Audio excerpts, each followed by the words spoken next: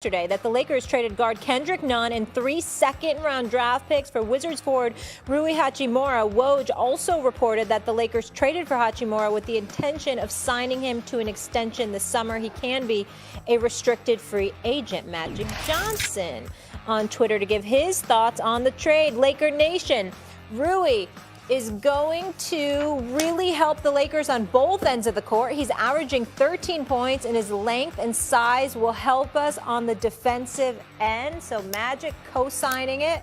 Stephen A., will that trade make the Lakers a playoff contender? Before I answer that question, let me say this. Magic Johnson, that tweet is unacceptable.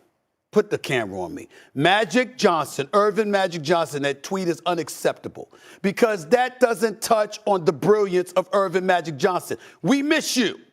Not just here on First Take, but in the basketball world. Tweets are not enough, Magic Johnson. We need to hear more basketball acumen, more basketball analysis from the greatest point guard that has ever walked the planet Earth, which is you.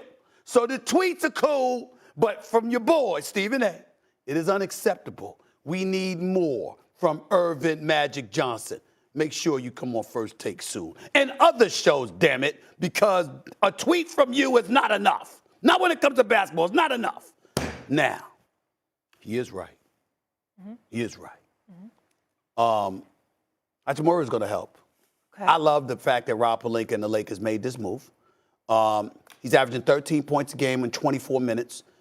Obviously, his role had diminished because Kyle Kuzma is there, and Kyle Kuzma is seen as being better. Probably, has more of a game to him, creating his own shot off the dribble, etc. But Hachimura is a guy that has an NBA athletic body, not to mention the fact he shoots about 40% from three-point range over the last couple of years and is a career 35% shooter from three-point range. When I think about that coming from him, on the Los Angeles Lakers with athletes like LeBron and Anthony Davis and Russell Westbrook, who deserves a lot of credit for. Russell Westbrook has been great.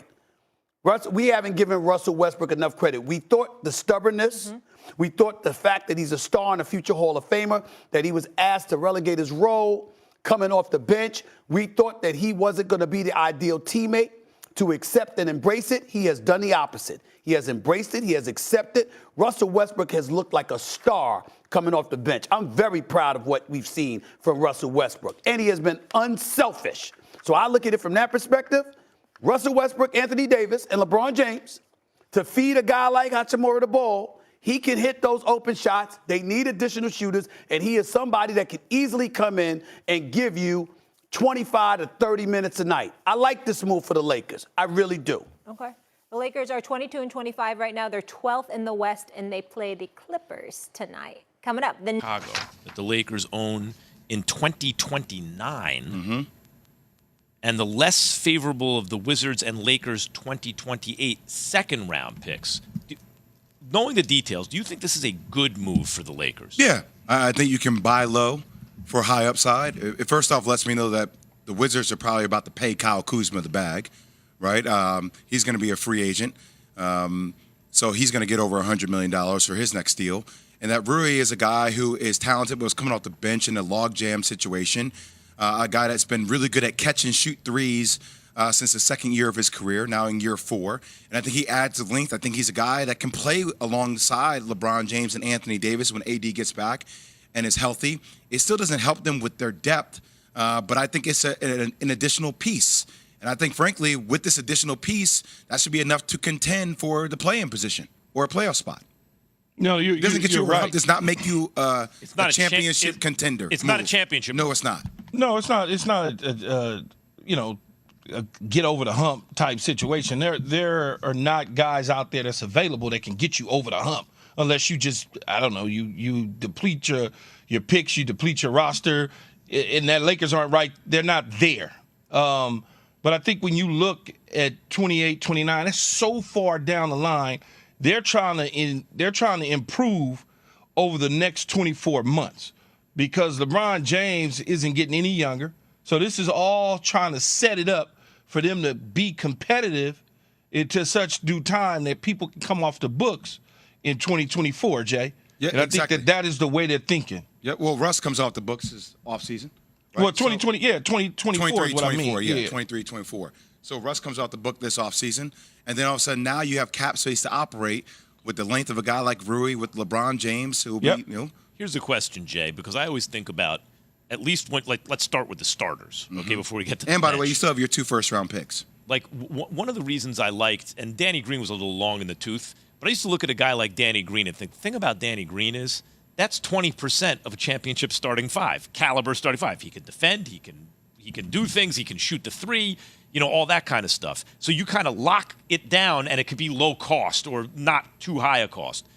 When I look at Hachimura, I think if you're playing him next to LeBron and AD, if you think he is a starter next to those 2 guys, because those 2 guys are a lot toward a championship already, that's a really nice move. It's a nice piece to put in place.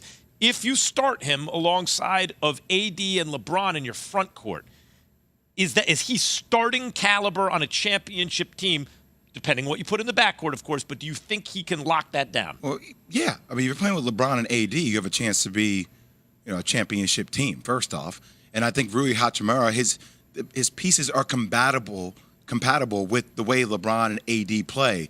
Off pick and pop. He's a guy that can pop, right? So think about how LeBron Not lights James out, but he can shoot it. Yeah, he can shoot. Catch and shoot. Right. Catch and shoot is different than doing things off the dribble. So think about all the teams where LeBron James has won championships. He's had pieces around him that have been able to stretch the floor that allow him to have space. That's why a lot of people were wondering why the move for Russell Westbrook, because their games are extremely similar and you can shrink the floor. But now adding a guy like Rui, and if you're able to find something else for low cost, or maybe this offseason coming up, 3-and-D space out kind of guys, those are pieces and you can win a maybe championship one with. guy who can take you off the dribble and get you a bucket when you need it in the fourth quarter type guy, right? And then the Lakers have something. Or you go after a guy like Bogdanovich. I know Alan Yates and I talk about that Please, a ton. You hear about please. guys like Fred VanVleet Yep. Well, in that that's situation like- with yeah, Toronto, and some of the, they don't really know what is the direction of their future, their franchise. There are pieces out there now you can put together. Yeah, well, especially once the books are kind of clean, there'll be options for the Lakers in the summer to take a look at some of these guys, no question about it. But when you ask the question, Max, could he be a part of a LeBron and AD?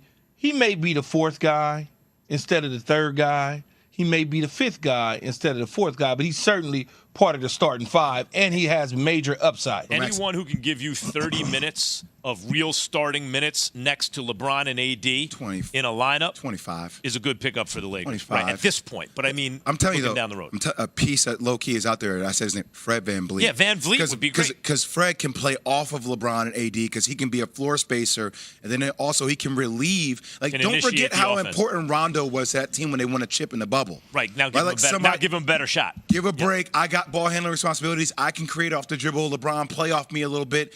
The ball doesn't have to be in Bron's hands all the time. Jay, we're talking basketball, and therefore, of course, the way the sports gods work. There is breaking news! Dun, dun, dun. According